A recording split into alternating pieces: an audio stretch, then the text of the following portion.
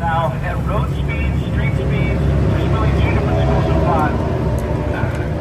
There is my center line as a rider and the bike's center line. When the motorcycle starts to fall over, I can go one of two ways.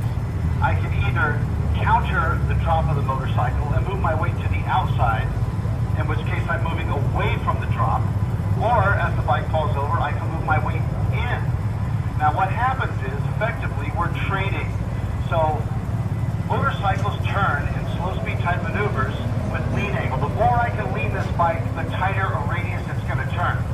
So it's advantageous for me to counterbalance so that I can get this thing as low as I can when it executes a tight maneuver. The other advantage I have when I do that is if it's not moving Quinn's weight when it falls over, it's moving just the bike and I'm countering that drop, it'll fall over slower. So I'm going to get a slower drop and a further drop, which will help me execute a nice tight maneuver. So counterbalancing is a big part of that. Now understand that, don't confuse that with we're going 70 miles an hour in a canyon and we start leaning the bike over and then we want to counterbalance. Now you're going to start dragging hard parts. That's where people get it wrong. Higher speeds are exactly the opposite technique. You want to move your body weight onto the inside. That's a conversation. I'm going to need another cup of coffee if we're going to start talking about that.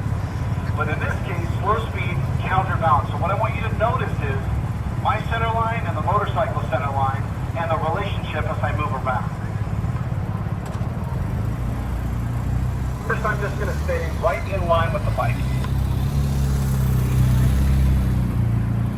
Go over here.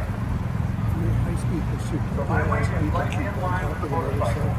I'm not counterbalanced out here, and I'm not road racing with my weight in here. Right in the middle. Now what I'm going to do is I'm going to start counterbalancing, and one thing you'll notice is the motorcycle's lean angle is going to start to increase. So let's see what that looks like.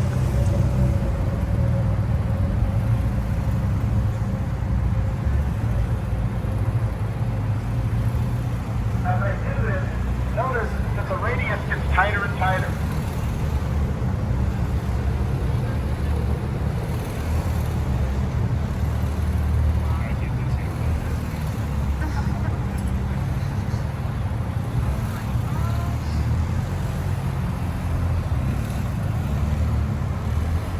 So this thing will turn a pretty tight radius. And that's all because we counterbalancing. That's a more extreme version. Other than stupid pen tricks, there's not a lot of advantage to doing that much on the street. So let's put those three things together really quick, and I'm just going to show you. I'm just going to do some figure eights. Listen to the motor, watch my body position, and pay attention to my head and eyes. Those are the three primary differences.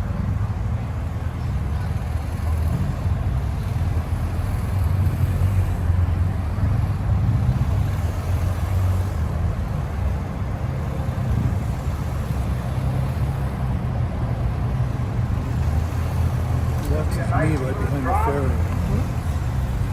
You'll see my head and eyes are way ahead, and that motor's humming.